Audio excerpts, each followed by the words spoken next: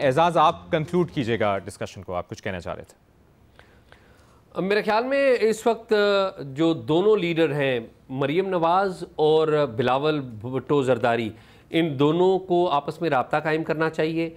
आपको पता है कि उज़्मा बुखारी साहिबा और शर्मिला फ़ारूकी एक मुनाजरे की तैयारी आपस में कर रही हैं, इसको फौरी रोकना चाहिए।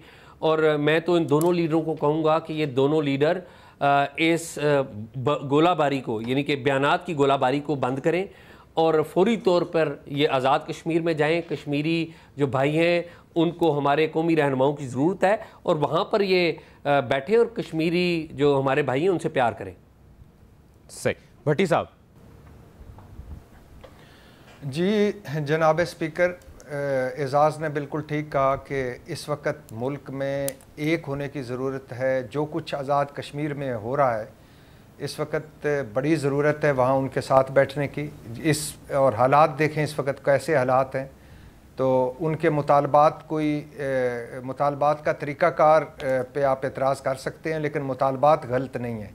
तो लिहाजा उनके मुतालबात माने जाएँ, उनके साथ बैठा जाए, बजाय इसके कि जो दो सूबे आपस में लड़ेंगे। पहले ही इतनी हम नफ़रतों और तकसीम में हैं, तो इसको ख़त्म करें और हर कोई अपने सूबे पर फोकस करे और अपने सूबे को मॉडल बनाकर खुद बात ना करें, बाकी लोग बात करें कि देखें वहाँ उसका सूबा देखें उसमें कितनी तरक्की हुई है, उसका सूबा देखें उसमें कितने लोग खुशहाल हैं, बजाय इसके कि काम करने की बजाय एक दूसरे के गिरबान फाड़ते रहें।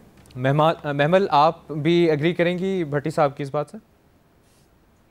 देखिए बशर, यहाँ पर जो बात हो रही थी कि मरीम नवाज साहबा जो है वो क्यों इस चीज़ के ऊपर जो है एग्रेसिव को बात कर रही हैं, इस तरह की जो चीज़ें देखें।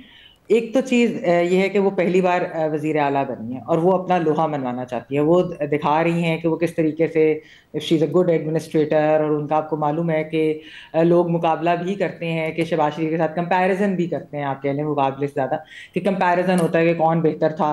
फिर वो अपना वोट बैंक भी क्रिएट करना चाह रही हैं, तो एक ये भी है। और वो अपनी पार्टी की एक मरकजी लीडर है, तो जब कोई पंजाब के ऊपर बात आती है तो वो उसको पर्सनली जो है वो ले लेते हैं। और ये वैसे मैं आपको बताऊं कि यहाँ पर हमारे पॉलिटिशियंस का एक मसला है कि पॉलिटिशियंस हर चीज़ पर्सनली बहुत लेते हैं क्रिटिसिज्म को। अगर जर्नलिस्ट भी कोई करे और अगर वो ऑब्जेक्टिव क्रिटिसिज्म भी कर रहे हो तो उसको पर्सनली ले लिया जाता है।